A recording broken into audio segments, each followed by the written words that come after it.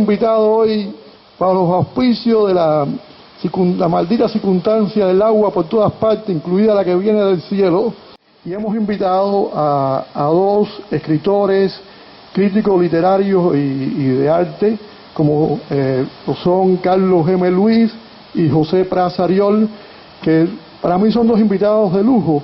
¿Por qué? Porque además de conocer la obra de Virgilio, también conocieron a Virgilio en persona.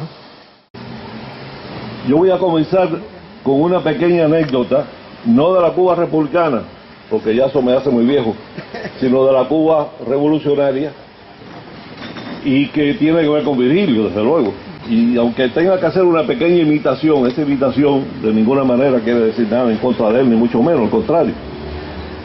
Pero era un día, no me recuerdo exactamente, que nos encontramos en el Hotel Plaza, y Virgilio me dijo que había una conferencia en el Instituto de Cultura, en el Museo de Arte, de un tal profesor, y voy a dar el nombre, Chichivaski, pero creo que era así como sonaba, un profesor ruso que había llegado de la Unión Soviética en aquella época, a hablar de el compromiso del escritor con la revolución. Bueno, el asunto es que este señor disparó una monserga. A primer lugar estaba en la plana mayor del Partido Comunista allí, presente naturalmente, era un hombre que era del partido, etcétera, y estaba aquello lleno de personas, etcétera.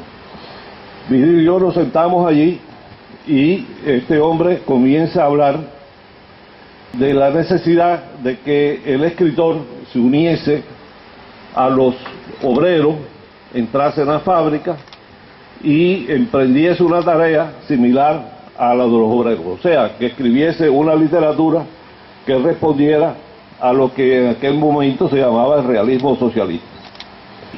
Al final de la conferencia, este buen hombre le dijo a la audiencia, bueno, alguien quiere hacer una pregunta.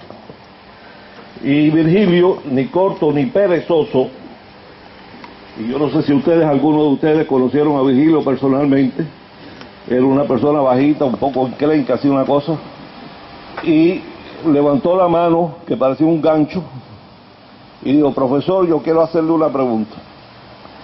Y entonces, bueno, haga usted la pregunta. Y dijo, yo quisiera que usted me dijera qué usted cree de Marcel Proust. Porque que yo sepa, Marcel Proust jamás entró en una fábrica. Y es el escritor más grande del siglo XX. Como es natural, la plana mayor del Partido Comunista que estaba enfrente se viró hacia los otros y yo quería que la tierra me tragara, porque en aquel momento, imagínate tú, Virgilio estaba impertérrito. El profesor imbécil, que era un imbécil absoluto, no supo qué demonio decir, y aquello quedó para un triunfo de Virgilio. Que en definitiva era, y en esto ahora entra un poco lo que quiero decir sobre Virgilio y Orígenes, era un poco el personaje que le rompía la fiesta, o el agua fiesta, de lo que uno consideraba en aquel momento la poesía que debería haber sido hecha en Cuba y la actitud general que había que tener en Cuba, y ahora me refiero un poco a la era republicana. El amigo Pras Ariol va a hablar de la relación de Virgilio con Lezama, y yo lo que voy a hablar es un poco, y después podemos discutir todo lo que ustedes quieran sobre eso, de la relación entre Virgilio y Orígenes, y específicamente con Cintio Vitiel, que fue el segundo de Lezama, ideológico además, en este caso, porque fue el que tenía una posibilidad académica para expresarse, inclusive mejor que la de Lezama, porque Lezama no era un académico, ni mucho menos. Entonces, la forma de pensar de Cintio, etcétera, era bastante convencional, siempre lo fue, y naturalmente vio a Virgilio como un personaje un poco fuera del juego, por así decirlo. En una ocasión, Cintio dio una serie de lecciones, una serie de conferencias en el Liceo, que tituló Los cubanos en la poesía. Y esas conferencias que asistimos, como todas las cosas que ocurrían en la República, íbamos 10 gatos allí a esa conferencia, no importaba que fuera Cintio, Lezama o quien fuera, ahí nunca iba nadie, nada más que íbamos unas cuantas personas a escucharlo porque éramos amigos, etcétera. Y estas conferencias dieron ocasión, ¿no?, de una cierta polémica, y aquí viene otra pequeña anécdota, en el sentido de que Cintio le dedicó una conferencia completa a Lezama, como era rural, y Lezama se sintió extraordinariamente conmovido, pero resultó que la próxima conferencia se la dio a Samuel Feijó, y también fue una conferencia completa, o sea que ecualizó a Lezama Lima y Lezama estaba hecho una furia con eso. No cesó de hablar por largo rato. A Cintio no se le ocurrió nada mejor que encapsular a Virgilio, nada menos en esta conferencia, nada menos que entre el padre Gastelu y Gastón Vaquero. O sea que ya de por sí eso carecía totalmente de sentido, y lo hizo ex profeso, en mi opinión, siguiendo los puntos de vista ideológicos de él, ¿no? Y naturalmente, cuando la primera parte de la conferencia tuvo que ver con el cura, que todos sabíamos que de gran poeta no tenía absolutamente nada. No sé si de buen cura tampoco, pero sí sé que de buen poeta no. Entonces, dice lo siguiente: contrastando con las armoniosas soluciones de Gastelu, Virgilio Piñera nos conduce a un desfiladero de amargas disonancias, voluntaristas y también fatales. Temperamento esencialmente crítico, enemistado radical de toda cúpula y unidad. Yo no sé por qué motivo dice eso, porque que yo sepa, Virgilio no estaba enemistado con ningún tipo de cúpula. Pero bueno, si es que entendemos cúpula como debemos entender. Pero bueno, ese es el problema de él. Su primer cuaderno, Las Furias, de 1941, contiene los versos más fúnebres y sombríos que se hayan escrito jamás en Cuba.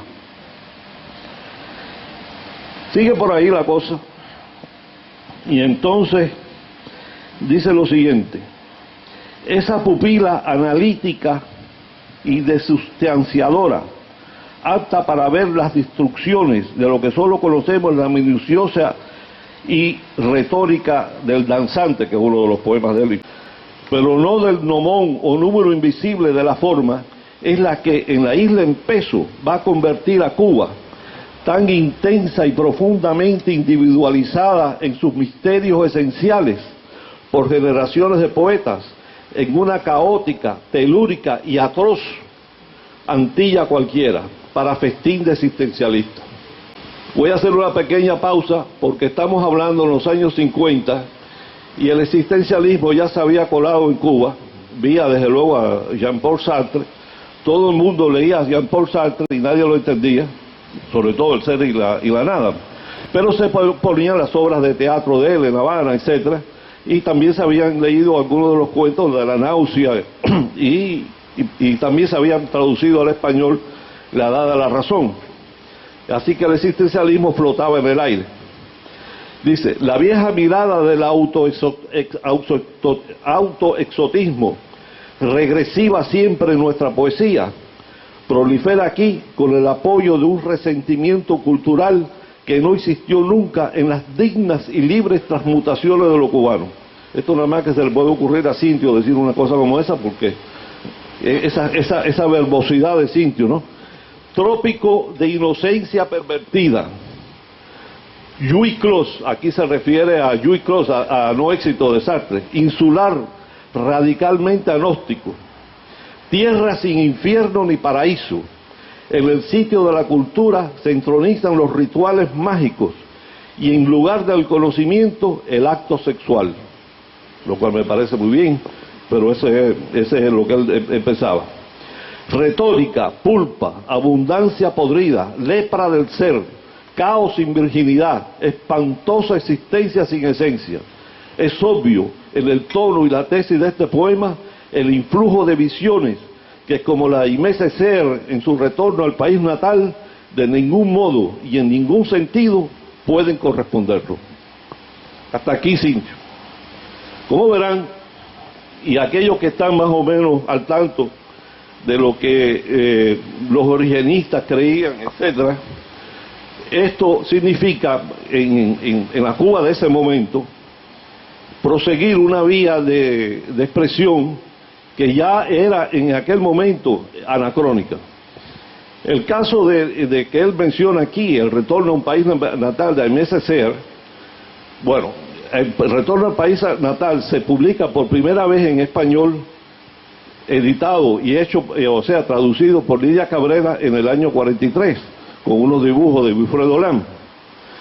Y ese poema, el gran poema de Aimé Césaire, revolucionó en muchísimos sentidos, no solamente la poesía francesa, y esto André Breton lo reconoció perfectamente bien, sino también influyó enormemente en una manera de ver las cosas que no tiene absolutamente nada que ver con la estética que en ese momento Orígenes estaba proponiendo. La estética de Orígenes, si es que la vamos a poner en otra, y les recomiendo que se lean, porque me parece que también es un importante poema, La calzada Jesús de Montes de Liceo Diego, que contrapone en cierto sentido la idea de lo que ¿cómo se llama?, Cintio ataca en Virgilio. Si en el poema del Liceo Diego todo es interioridad, satisfacción, una visión angélica de la visión cubana, de la gran familia cubana. Había un momento, en uno de los versos de Eliseo dice, había que ver cómo mi padre lo decía, la república. En fin, todo ese canto a una Cuba que en el fondo no existía. Por otra parte, Virgilio Piñera lo que hace es desnudar esa república, ponerla al descubierto, y eso es lo que no podían esta gente soportar en ese sentido. Es por eso que, en cierto modo, si a la poesía de Eliseo Diego corresponde un poco los interiores de Portocarrero, a la poesía de Virgilio Piñera corresponde la pintura de Carlos Enrique, uno de los pintores que más detestaban los origenistas. Porque Carlos Enrique también pintó una Cuba desaforada, una Cuba fuera de control, una Cuba sexualizada, como las novelas de Carlos Enrique los ponen así, etcétera. De manera que tenemos dos visiones totalmente distintas.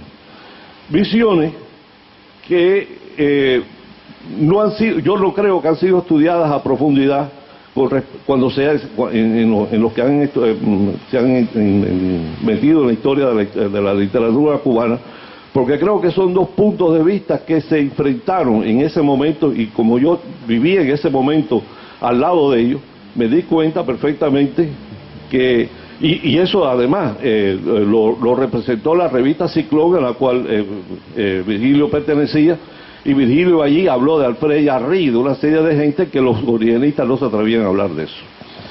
Ahora, eso es un punto de vista. Otro punto de vista que es el que va a exponer aquí, y no sé lo que él va a exponer, pero es la relación conflictiva, y no, o sea, lo que en inglés se llama love-hate relationship, que hubo entre ambos, entre Lezama y Virgilio, dos personajes altamente conflictivos, con un inconsciente que, como decía Lezama, de vaquero, tenía un inconsciente metrón, o sea, era explosivo, y ese es lo que vamos a escuchar esta parte. Yo creo que aquí yo voy a parar, porque no voy a seguir hablando de todas estas cosas, sino que más bien que él tome la palabra y después abrir el escenario, ¿no? Porque ya que estamos hablando de Virgilio, debemos hablar de un escenario y ver qué cosa es lo que ocurre aquí.